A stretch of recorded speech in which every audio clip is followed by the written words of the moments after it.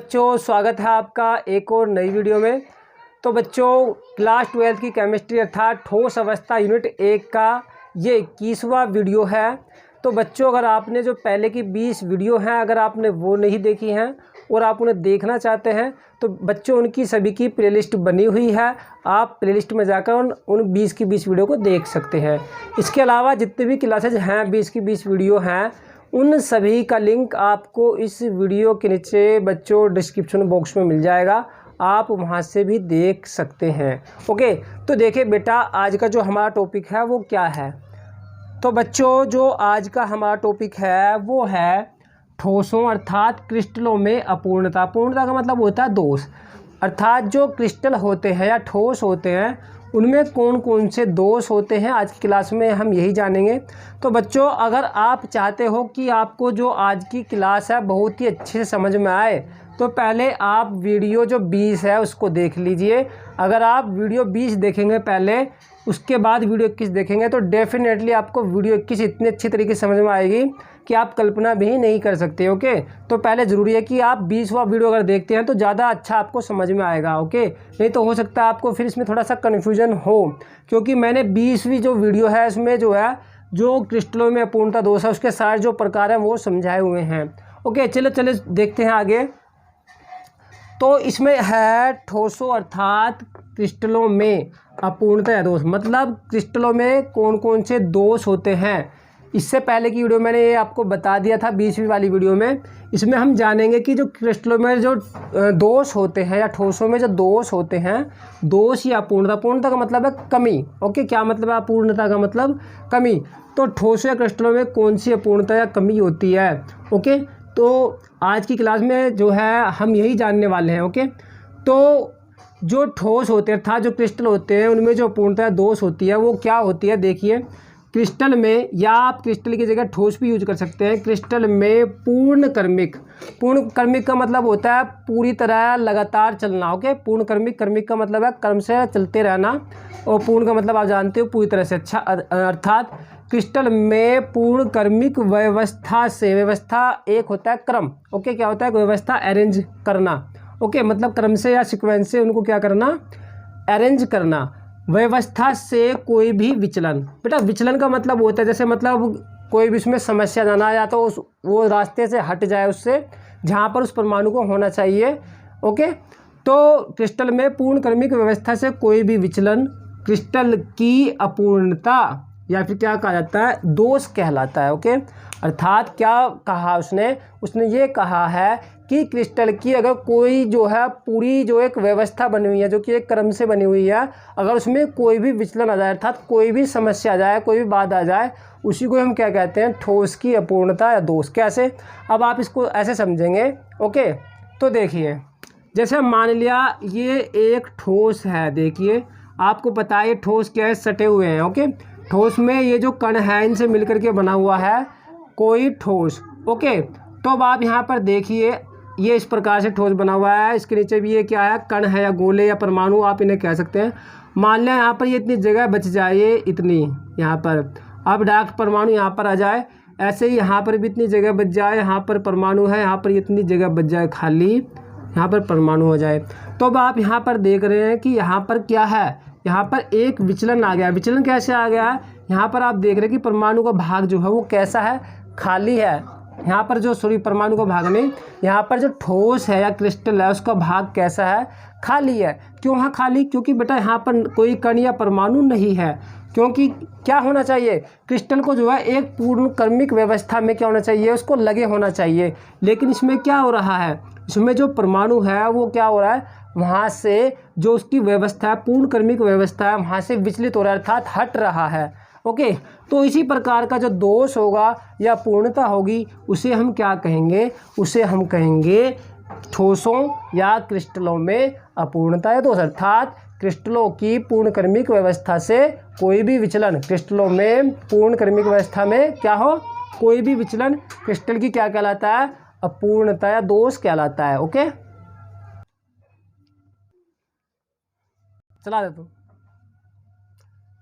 तो देखिए बच्चों ये अब आपको समझ में आ गया होगा कि ठोस अर्थात जो क्रिस्टल होते हैं उनमें जो दोष है वो किसे कहते हैं। ओके, तो क्रिस्टल में अगर कोई भी उसकी पूर्ण क्रमिक व्यवस्था से विचलन उसमें अगर आ जाता है, ओके, उसे हम क्या कहेंगे, क्रिस्टलों या ठोसों में अपूर्णता दोष कहेंगे, जैसे अभी मैंने आपको समझाया। ओके, अब जो क्रिस्टल होते हैं अर्थात ठोस होते हैं उसमें दो प्रकार के दोष होते हैं। कितने प्रकार के होते हैं? दो प्रकार के दोष होते हैं। पहला दोष होता है इलेक्ट्रॉनिक अपूर्णता या दोष, दूसरा होता है परमाणविक अपूर्णता या दोष। अब बेटा हम जानेंगे कि जो इलेक्ट्रॉनिक अपूर्णता या दोष होता है वो क्या होता है। ओके, तो इसलिए हमने सबसे पहले जो हेडिंग है वही डाली है, इलेक्ट्रॉनिक अपूर्णता या दोष। ओके, तो देखिए बेटा, ठोसों या आपको पता है ठोसों को हम क्रिस्टल कह सकते हो कि ठोसों या क्रिस्टलों में उपस्थित मुक्त इलेक्ट्रॉनों तथा छिद्रों को ही इलेक्ट्रॉनिक अपूर्णता या दोष कहा जाता है। क्या समझे? जो ठोस होते हैं क्रिस्टल होते हैं उसमें उपस्थित जो मुक्त इलेक्ट्रॉन होते हैं, मुक्त इलेक्ट्रॉन तो आप जानते ही हैं, जैसे मान लिया NaCl होता है, NaCl में आपको पता है मुक्त इलेक्ट्रॉन क्या होंगे, सोडियम धनायन Cl ऋणायन, ये मुक्त इलेक्ट्रॉन ही है। ओके, क्योंकि इन पर ये क्या है, ये धनावेशित है, ये ऋणावेशित है। तो मुक्त इलेक्ट्रॉन जो फ्री हों, क्या कर रहे हो, जो ऐसे ही गति कर रहे हो एक स्थान से दूसरे स्थान पर। ओके, तो जो क्रिस्टल में उपस्थित क्या होंगे, मुक्त इलेक्ट्रॉन होंगे और छिद्र होंगे। छिद्र का मतलब जैसे मान लीजिए क्रिस्टल है, क्या है, क्रिस्टल है, और यहाँ पर क्या होना चाहिए, कोई परमाणु होना चाहिए था, लेकिन यहाँ पर क्या हो जाए, कोई छिद्र रह जाए, अकेला यहाँ पर कुछ ना हो, यहाँ पर मतलब परमाणु ना हो, यहाँ पर केवल क्या बन जाए, होल बन जाए, एक छिद्र बन जाए। तो इसको ही हम क्या कहते हैं, इलेक्ट्रॉनिक अपूर्णता या दोष हम कहते हैं। आई थिंक आपको ये समझ में आ गया होगा। तो बेटा पहले आप इसका स्क्रीनशॉट लीजिए, फिर हम आगे चलेंगे। तो बेटा एक काम जरूर करें, इनका नोट्स बना लें आप, जो भी मैं आपको वीडियो अपलोड कर रहा हूं, क्योंकि अगर आप नोट्स बनाएंगे तो आपको आसानी रहेगी, आपका नोट्स यहाँ से संपूर्ण बन जाएगा। देखो बच्चों आगे देखिए, जो दूसरा प्रकार है ठोसों में दोष का या क्रिस्टलों में दोष का, वो है परमाणविक अपूर्णता या दोष। इससे पहले मैं आपको इलेक्ट्रॉनिक अपूर्णता या दोष समझा चुका हूँ। तो हम जानेंगे जो परमाणविक अपूर्णता या दोष होता है वो क्या होता है। तो देखिए बच्चों, घटक कणों की व्यवस्था में, ओके, घटक कण का मतलब क्या हो सकता है, परमाणु, अणु या आयन हो सकता है। ये मैंने आपको पहले की वीडियो में कई बार बताया हुआ है। अगर आप जो है नए हैं और वीडियो को देख रहे हैं तो हो सकता है आपको ना पता, इसलिए मैं बता रहा हूँ। घटक कणों की व्यवस्था में अनियमितता के कारण, अनियमितता का मतलब आप समझ रहे होंगे, अर्थात जब कोई चीज़ जो है लगातार ना हो, कंटिन्यू ना हो, उसे हम कहेंगे अनियमितता। ओके, अर्थात जब कोई चीज़ क्या ना हो, लगातार ना हो। अनियमितता के कारण उत्पन्न होने वाले दोषों को ही परमाणविक अपूर्णता या दोष कहा जाता है। क्लियर है? तो घटक कणों की व्यवस्था में अनियमितता के कारण होने वाले उत्पन्न दोषों को ही हम क्या कहते हैं, कारण उत्पन्न होने वाले दोषों को ही परमाणविक अपूर्णता दोष कहते हैं। कैसे, अब आप समझेंगे, एग्जाम्पल देख लीजिए। यहाँ पर एग्जाम्पल का एक डायग्राम के थ्रू देख लीजिए। मान लिया घटक कण है हमारे इस प्रकार से, मान लिया कोई परमाणु और ये घटक कण है। देखो बेटा इसमें मतलब ये कोई ठोस है, सॉरी परमाणु नहीं, क्या है, कोई ठोस या क्रिस्टल है। तो ये नियमित है, क्या है, नियमित है। लेकिन अगर मान लें यहाँ से मैं एक परमाणु को यहाँ से हटा दूँ, एक घटक कण को यहाँ से हटा दूँ, तो अब घटक कणों में क्या आ जाएगी, अनियमितता आ जाएगी। क्यों? क्योंकि अभी ये नियमित नहीं है, यहाँ से एक परमाणु चला गया। उसी प्रकार से अगर मैं यहाँ से भी एक हटा दूँ तो यहाँ से भी एक परमाणु चला गया। तो अब आप देख रहे हैं ना तो यहाँ परमाणु है ना यहाँ परमाणु है। नियमित होने चाहिए थे, अर्थात लगातार होने चाहिए थे, लेकिन लगातार नहीं है। कैसे है, अनियमित है। अनियमित क्यों है? क्योंकि ये लगातार नहीं है, यहाँ से परमाणु या घटक कण क्या हो गया है, गायब हो गया है। ओके, तो इस प्रकार का जो दोष है उसे हम कहते हैं परमाणविक अपूर्णता दोष। तो उम्मीद करते हैं आपको समझ में आ गया होगा कि घटक कणों की व्यवस्था में, घटक कण का मतलब परमाणु, अणु या आयन। ओके, या आप ये भी कह सकते हैं कि परमाणु की व्यवस्था में, ओके, अनियमितता के कारण उत्पन्न होने वाले दोषों को, ओके, अनियमितता आप समझ गए होंगे। अनियमितता का मतलब जहाँ से कोई परमाणु या घटक कण क्या हो जाए, अपने स्थान से हट जाए, उसे हम क्या कहेंगे, अनियमितता। तो इस प्रकार जो दोष उत्पन्न होता है उसको हम क्या कहते हैं, परमाणविक दोष। आगे भी आप इसको ले जा सकते हैं। मान लिया यहाँ पर ये परमाणु दिखा दिया, यहाँ पर परमाणु होना चाहिए था लेकिन यहाँ पर नहीं दिखाया आपने, यहाँ भी ऐसी कर दिया, यहाँ पर आ गया लेकिन यहाँ पर भी आ गया, लेकिन यहाँ पर परमाणु होना चाहिए था, यहाँ पर नहीं आया है, तो ये भी जगह खाली बच गई, ये भी, ये भी, ये भी, ये भी। ओके, तो ये क्या है, अनियमितता है। इसको हम क्या कहते हैं, परमाणविक अपूर्णता या दोष। उम्मीद करता हूँ ये आपको समझ में आ गया होगा। चलिए अगला टॉपिक देखते हैं। देखो बच्चों आगे देखिए, जो परमाणविक अपूर्णता या दोष है ये 2 प्रकार का होता है। कितने प्रकार का होता है? 2 प्रकार का होता है। कौन कौन सा होता है? एक तो होता है बिंदु दोष, दूसरा होता है जालक दोष। ओके, पहला पॉइंट डिफेक्ट और दूसरा लैटिस डिफेक्ट। तो जो 2 प्रकार का होता है परमाणविक अपूर्णता या दोष होता है, कितने प्रकार का होता है? 2 प्रकार का। तो हम पहले जानेंगे सबसे पहले कि जो बिंदु दोष है वो क्या होता है। तो देखिए बेटा, किसी परमाणु अथवा आयन के अपने नियमित स्थान से लुप्त अथवा अव्यवस्थित हो जाने के कारण जो दोष उत्पन्न होता है उसे हम क्या कहते हैं?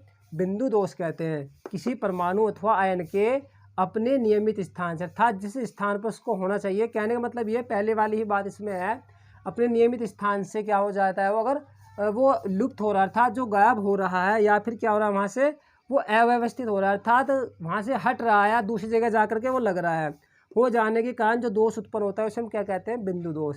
इसको आप ऐसे समझेंगे, मान लिया कोई एक क्रिस्टल या ठोस है, तो देखिए कोई क्रिस्टल या ठोस है, देखो बेटा उसमें घटक कण इस प्रकार से मान लिया लगे हुए हैं। ओके, और यहाँ से ये एक जो घटक कण है वो हट गया यहाँ से, ठीक है। ऐसे यहाँ पर भी घटक कण है और यहाँ पर भी कोई घटक कण नहीं है, यहाँ से भी हट गया, तो ये क्या हो गया? ये अपने नियमित स्थान से क्या हो गया? लुप्त हो गया। इसको हम क्या कहेंगे? अपने नियमित स्थान से लुप्त हो जाना। या अव्यवस्थित हो सकता है, मतलब वो अपने क्रम में ना रहे। ओके, जिस क्रम में होना चाहिए, तो आप देख रहे हैं कि ये अव्यवस्थित भी हो गया, यहाँ से लुप्त भी हो गया। व्यवस्थित कब होगा? जब वो एक सीक्वेंस में क्रम में लगा हुआ होगा एक के बाद एक, लेकिन यहाँ पर एक के बाद एक नहीं लगा है। यहाँ पर क्या बच गया है? स्पेस बच गया है, उसके अपने स्थान से वो जो घटक कण है या परमाणु है या आयन है वो क्या हो गया? यहाँ से लुप्त हो गया है, गायब हो गया है। उसे हम क्या कहते हैं? बिंदु दोष कहते हैं। ओके, तो बच्चों पहले इसका स्क्रीनशॉट लीजिए।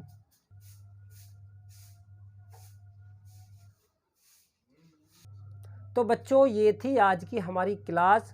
तो बेटा आपको हमारी क्लास कैसी लग रही है कमेंट करके ज़रूर बताइए। बच्चों एक काम ज़रूर कीजिए, अगर आप भी हमारे चैनल पर नए हैं तो चैनल को सब्सक्राइब जरूर कर लीजिए और जो बेल आइकन है उसको भी प्रेस कीजिए, ताकि जो भी हमारी वीडियो अपलोड हो उसका नोटिफिकेशन आपके पास तक पहुंच जाए और आप अपनी तैयारी को बेहतर बना सकें। चाहे आप बोर्ड एग्ज़ाम की तैयारी कर रहे हैं या फिर आप कोई भी एंट्रेंस एग्ज़ाम की तैयारी कर रहे हैं। तो दोस्तों मैं मिलता हूँ आपको एक और नई वीडियो में, तब तक के लिए नमस्कार, जय हिंद, जय भारत। अपना ख्याल रखिए, सुरक्षित रहिए।